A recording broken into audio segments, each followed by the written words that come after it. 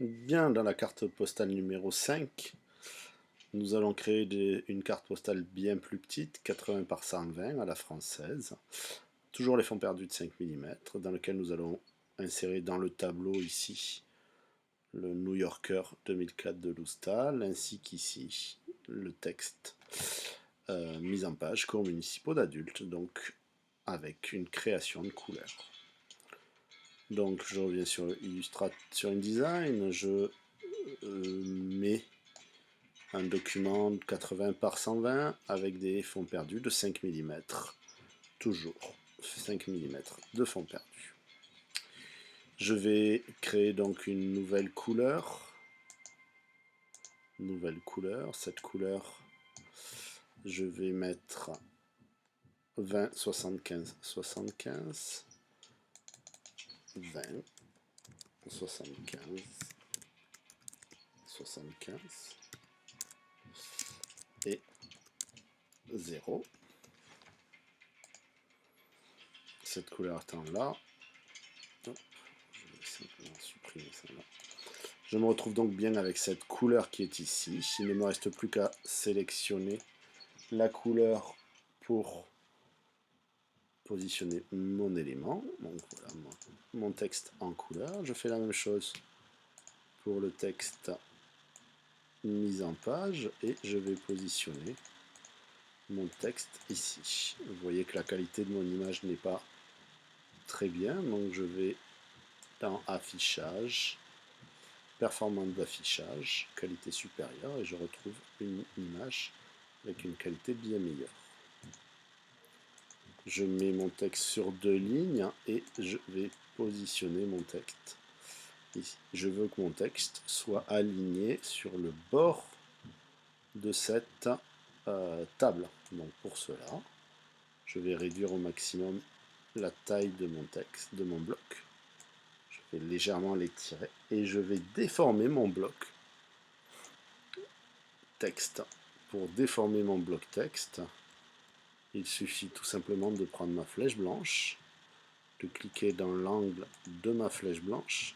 Vous voyez, les angles apparaissent blancs et uniquement celui qui est bleu va devenir actif. Donc ma flèche noire me permet de déplacer et ma flèche blanche, elle, me permet de modifier les éléments. Donc je clique à l'extérieur, je sélectionne simplement l'élément. Attention, si vous prenez la flèche noire et que vous changiez sur la flèche blanche, vous voyez bien que tous les points bleus sont déjà sélectionnés. Je ne veux pas ça. Moi, je clique à l'extérieur, je désélectionne mon bloc et je ne sélectionne que le point qui m'intéresse. Et vous voyez qu'à partir de maintenant, si je bouge, je déforme mon bloc. Donc je vais garder mon bloc droit, j'appuie sur la touche Shift pour pouvoir mettre ma ligne le plus droit possible. Si j'enlève la touche Shift, je peux déformer mon bloc à loisir. Si j'appuie sur la touche Shift, je ne peux que le déplacer horizontalement. Donc je vais le mettre le plus parallèle possible à ma table basse.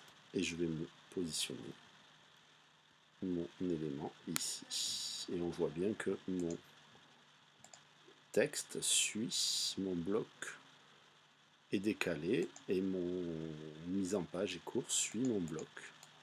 Donc je vais voir si je désire aussi réadapter légèrement en tirant ici pour pouvoir avoir un effet voilà, vraiment aligné sur le bord de ma table. Donc je regarde le résultat. J'ai bien donc mon titre qui est ici, Loustal, New Yorker 2004, mise en page cours municipaux d'adultes, et ma carte, je l'enregistre en Marazato-CP5 et je l'assemble.